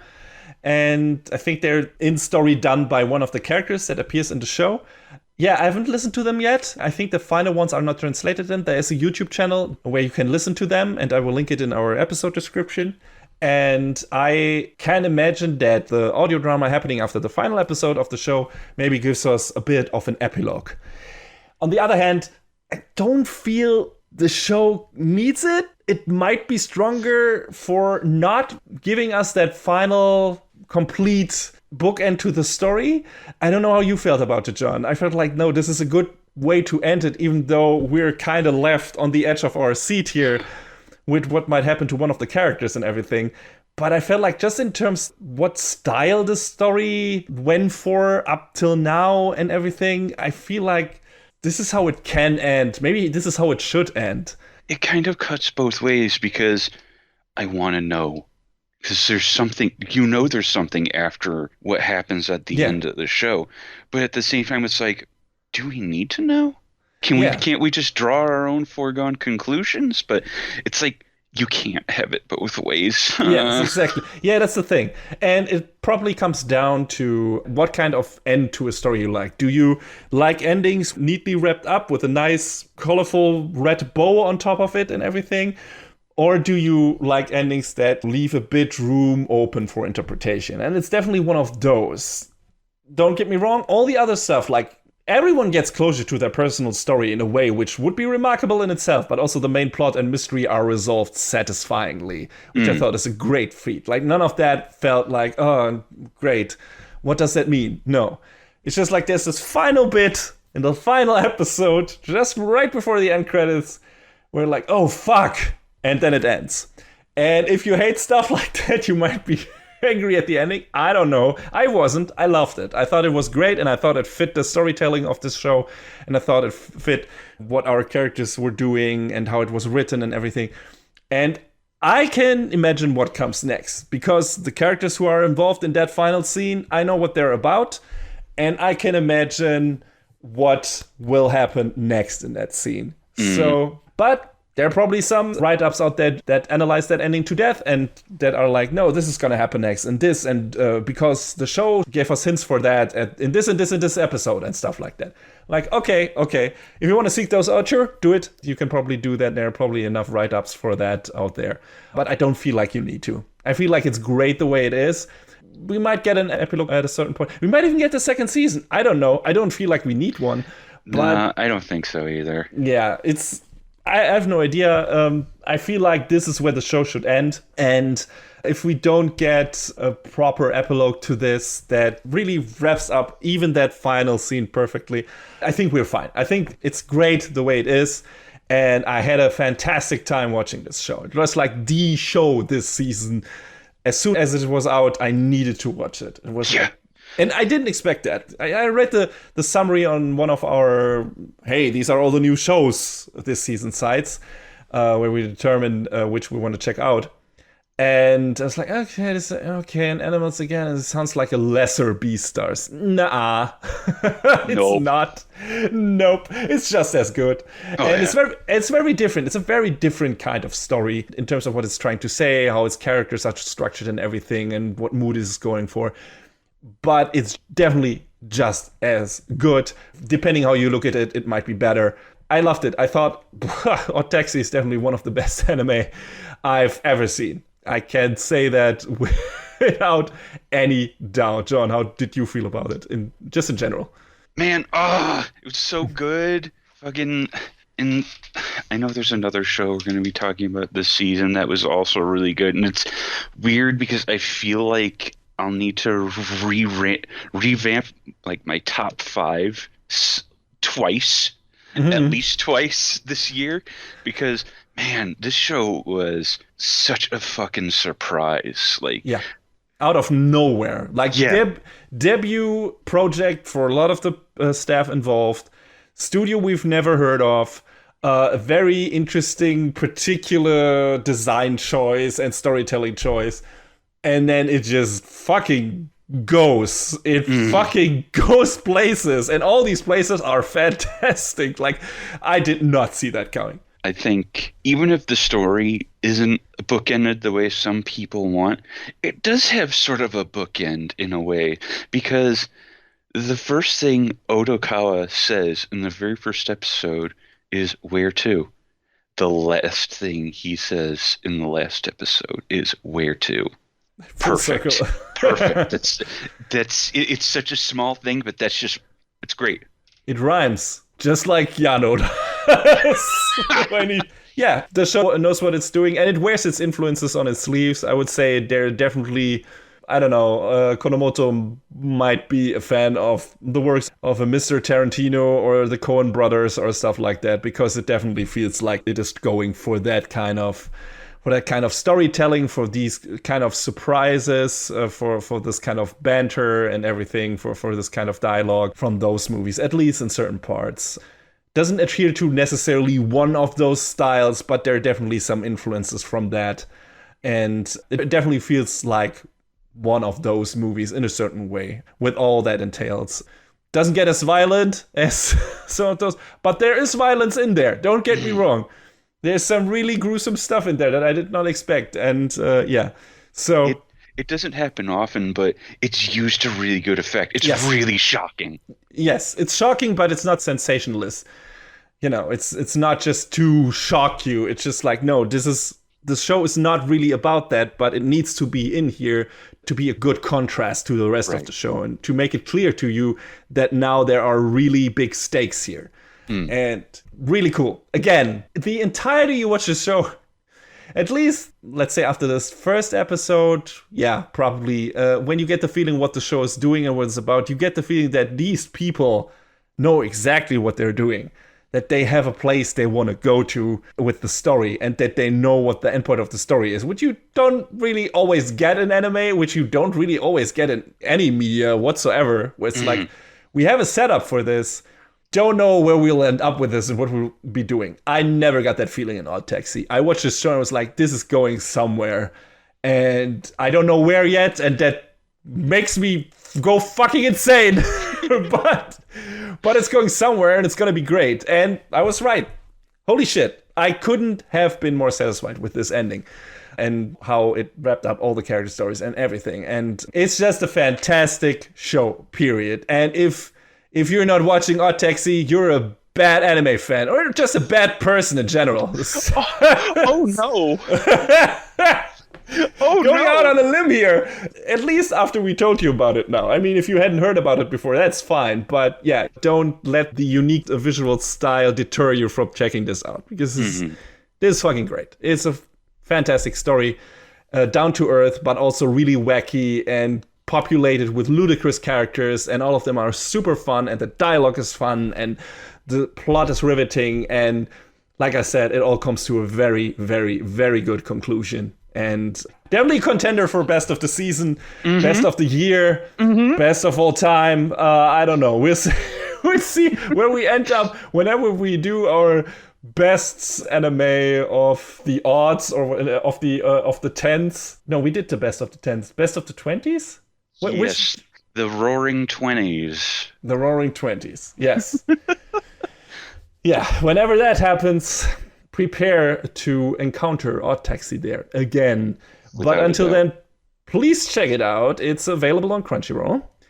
And yeah, you should definitely watch it. If you like anime, if you like cool character-driven stories, if you like cool crime stories, whack plots that actually go somewhere, and just if you like fucking unique shit, just fucking watch it. Support original works, man. Yes, support original anime works. This is not based on a fucking source material, apparently. So just, these are rare, and they are rarely that good. I mean, there are some real good ones out there, but holy shit, this is one of the high points. So support these kind of stuff. Support these, especially since this is a first entry thing from this staff, and I want this staff to do more stuff. I mean, it could be this is the only cool story they have in their heads, and they're a one-hit wonder. But I doubt it, because there's the writing quality just shines through from beginning to end, and I think that crew, and especially that writer, have a lot more in store for us, and I can't wait to see what's next. I'm definitely going to keep a lookout for that, and yeah, I don't know if the next project will leave me as satisfied as Odd Taxi, because it's a really tough feat, but I'm glad it turned out the way it did, and I'm glad that I actually let myself be convinced to check this show out, which I wasn't when we did our sneak peek. So thanks, John, for turning me on to Odd Taxi. And thank all of the Anitubers out there who wouldn't shut up about it because they were right. Yes, that's true. Absolutely. And yeah, you shouldn't miss out on this. So go and check it out. Odd Taxi is definitely an oddity, but it's well worth your time.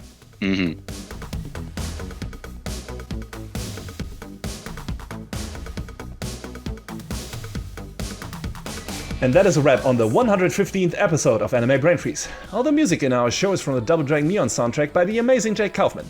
Please go to virt.bandcamp.com and check out his awesome work.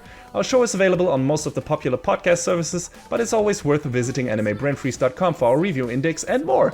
Leave us comments and questions on YouTube, follow us on Twitter at AnyBrainFreeze, or send an email to animebrainfreeze@gmail.com. We would love to read your feedback. Thanks for tuning in, we hope you had a good time, and please join us again on our next episode. Macht's gut! Take care, everybody. Next time on Anime Brain Freeze. The bigger they are, the harder they fall. And the dead don't die. They just come back for their revenge.